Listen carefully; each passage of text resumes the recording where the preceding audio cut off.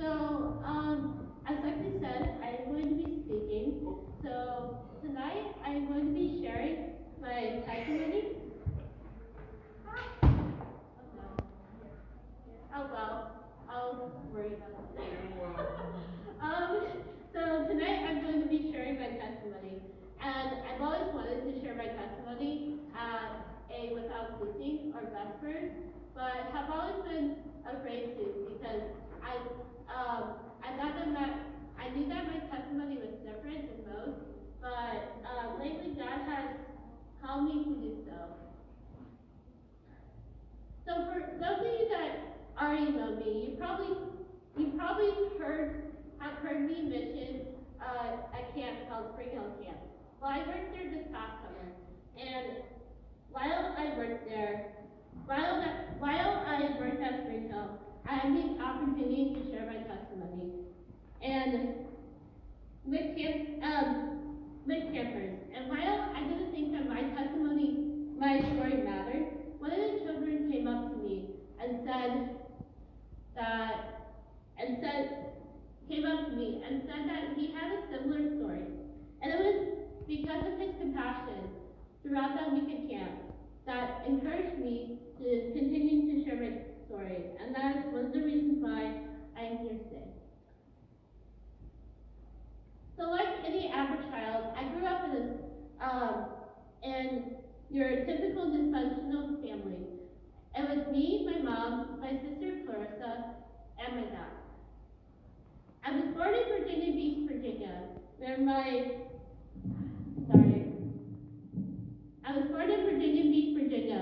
my dad was stationed at in the military. And later, we moved up to Troy, Missouri to be closer to my grandparents, nearly a week after I was born. My mom took me back to the hospital, and I was diagnosed with a cleft palate and a learning disability. For those of you that don't know what a cleft palate is, it is a birth defect that happens, that occurs when the infant is still in the mother's womb. And about 1 to 700 babies are born with either the cleft palate, cleft lip, and the cleft palate, or both. Well, or in some cases, just a cleft. So throughout my life, I've had about 11 to 12 surgeries, 2 on my cleft palate, along with my other parts of my mouth, ear tubes, and my left ear. As children with clefts are more prone to getting ear infections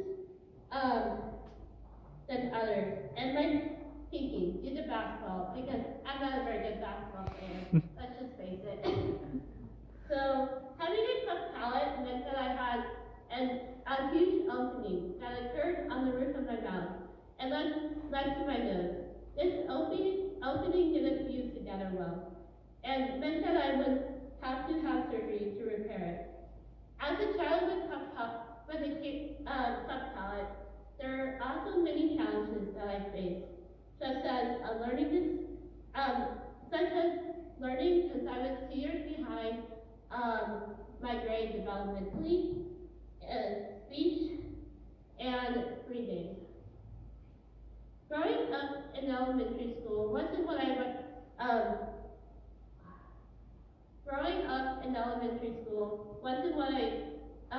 wasn't exactly what I would call my happy place. I often got bullied for the way that I sounded and the way that I looked. And I eventually grew to hating it.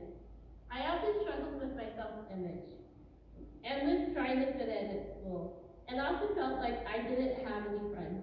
However, in first grade, I started to attend my home church, and there, the community there was very close together, kind of like Greenville. And I eventually joined a choir and met many friends where I met many lifelong friends and mentors. In third grade, I had my first cleft palate surgery, and I was super scared, but then my pastor said a prayer and kept reminding me, and God kept reminding me that it was going to be okay. That's when my life started to change. began pursuing Christ as my personal Savior. Although I don't remember much, I knew that as long as Christ was with me, it was going to be okay. After third grade, things started to get better at school. I wasn't getting bullied as much as I used to.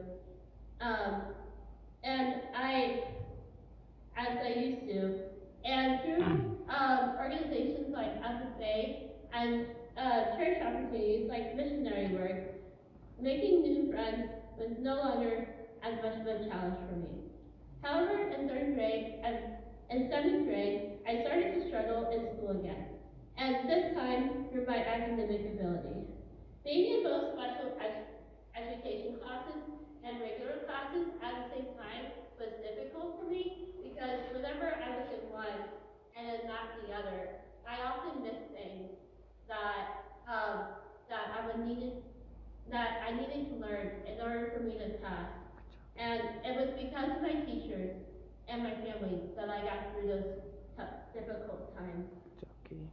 Many of my teachers have served as mentors in my life, and still do to this day.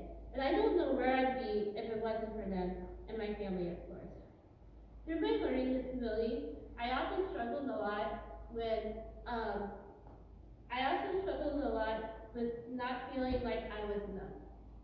And it has taken me a long time to learn how to truly love myself. But since I've been in college, a lot of that has changed. And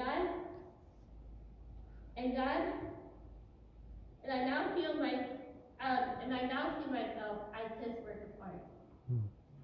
During my high school years, I still struggled with fitting in, especially with my transition of exiting special education classes. However, the main thing that I struggled with the most was my parents' divorce. When I entered high school, my sister went away for college at Mizzou, and it almost felt as if I was the only child. It was between my junior and senior year that I came home one day to my parents fighting, and I couldn't exactly tell what they were fighting about. So I went back to my room and turned on an album by Britt Nicole. And a song came on called Breakthrough. While the lyrics were playing, I kept singing them in my head. Hey there, fear, I've seen you here before. You keep coming back and knocking at my door. So long, I've been trying to soar. With my hands tied up and my feet held to the floor. And I remember praying, God, I am so afraid right now. I just don't understand this. Please help me to understand what I'm going through. I need a breakthrough. The next year was my senior year, and it was rough. I started to go on a downward spiral with depression and anxiety. And did the same thing. And I would still come home every day and do the same thing. Turn on my music and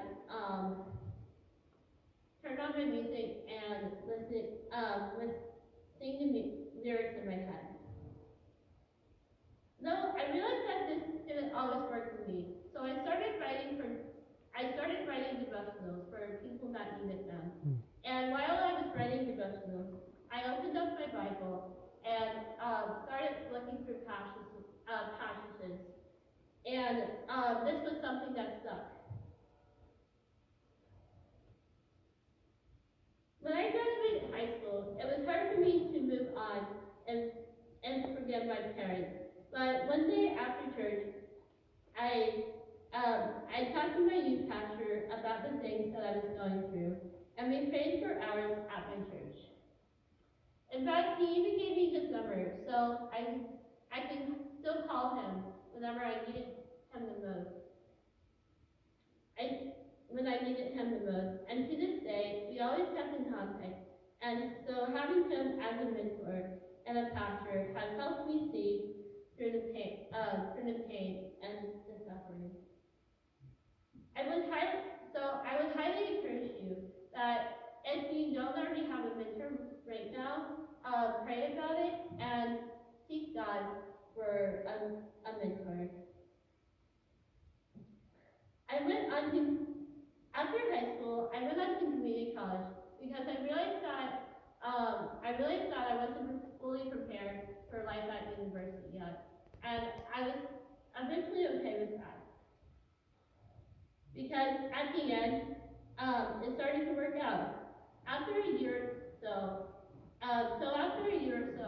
at being in community college, I applied to Greenville College and Greenville University now. And as I was preparing for the next chapter of my life, I was studying the book of Ecclesiastes and came along chapter 3, which says,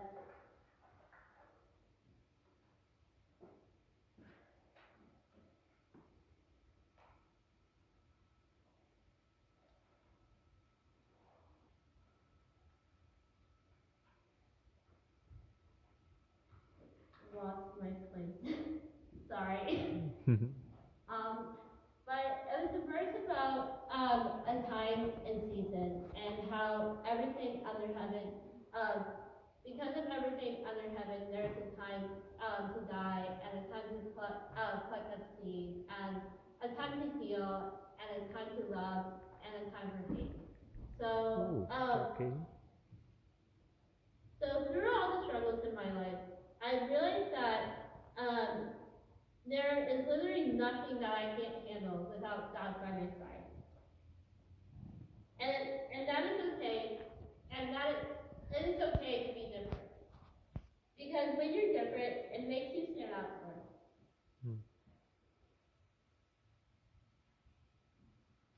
And then, so I want to encourage you that if you're going through if you are struggling with a season in your life right now, that you would trust God and that you would lean on Him, and He will walk you through it. Thank you. Go Katie!